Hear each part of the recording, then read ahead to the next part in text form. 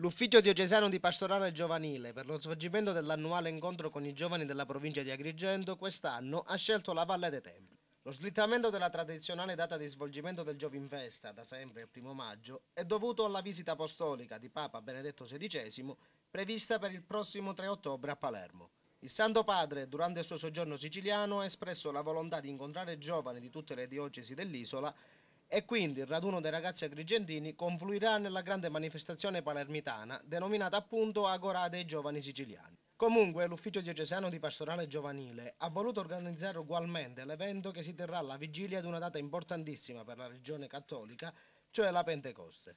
Il programma del 25° Giovinfesta è stato illustrato oggi nel corso di una conferenza svoltasi nella sede del Palazzo Vescovile della Città dei Templi. I contenuti dell'evento sono stati diffusi dal direttore dell'Ufficio di pastorale giovanile diocesana, Don Giuseppe Calandra. Presente anche il vescovo Don Franco Montenegro.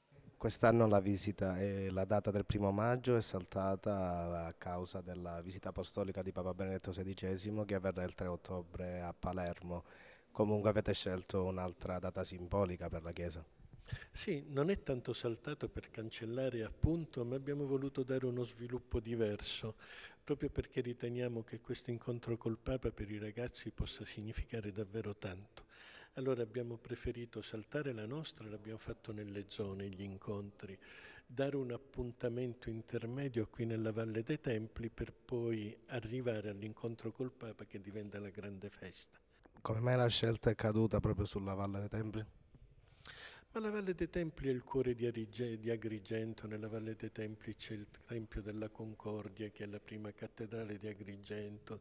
La Valle dei Templi ricorda quel momento bello della venuta del Papa. La Valle dei Templi è Agrigento. E allora abbiamo voluto mettere nel cuore di Agrigento anche questa presenza giovanile per sentire e far sentire che quel cuore batte.